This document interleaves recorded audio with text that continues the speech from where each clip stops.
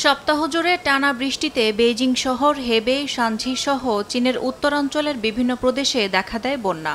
কয়েক জায়গায় ভূমিধসের ঘটনাও ঘটেছে। মিওন জেলায় একদিনে ৩১৫ মিলিমিটারের বেশি বৃষ্টিপাত রেকর্ড হয়েছে। পরিস্থিতি মোকাবিলায় মিওন, বেইজিংয়ের ইয়ানসিং, হুয়ারু অঞ্চলে রেড অ্যালার্ট জারি করেছে প্রশাসন।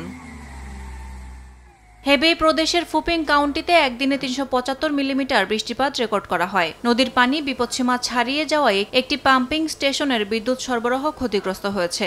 এতে বিদ্যুৎহীন হয়ে পড়ে ৯,০০০-এর বেশি বাড়িঘর। প্রদেশটিতে ভূমিধসে ক্ষতিগ্রস্ত হয়েছে বহু স্থাপনা ও যানবাহন। তবে এখন পরিস্থিতি কিছুটা স্বাভাবিক বলে জানিয়েছে প্রশাসন। চীনের স্বায়ত্তশাসিত অঞ্চল ইনার মঙ্গোলিয়ার উলানকাব এলাকায় উদ্ধারকারীরা লাইফ বোটে করে বাসিন্দাদের সরিয়ে নিচ্ছেন। চীনের পানি সম্পদ মন্ত্রণালয় জানিয়েছে, অন্তত ১৭টি নদীর পানি বিপৎসীমার ওপর দিয়ে প্রবাহিত হচ্ছে। বন্যায় বিপর্যস্ত অবস্থা পাকিস্তানেও। গেল একদিনে দেশটির পাঞ্জাব, খাইবার পাখতুনখোয়া ও গিলগিট বেলুচিস্তানে কয়েকজনের মৃত্যুর খবর পাওয়া গেছে। জাতীয় দুর্যোগ ব্যবস্থাপনা কর্তৃপক্ষ এনডিএমএ জানায়, চলতি বর্ষা মৌসুমে দেশটিতে বন্যায় মৃতের সংখ্যা ২৭০ ছাড়িয়েছে। আহত ৬ শতাধিক। সবচেয়ে বেশি মৃত্যু হয়েছে পাঞ্জাব প্রদেশে।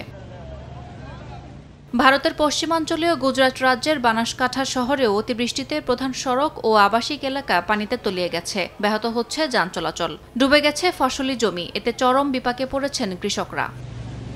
ইয়াসমিন অনন্যা, সময় সংবাদ।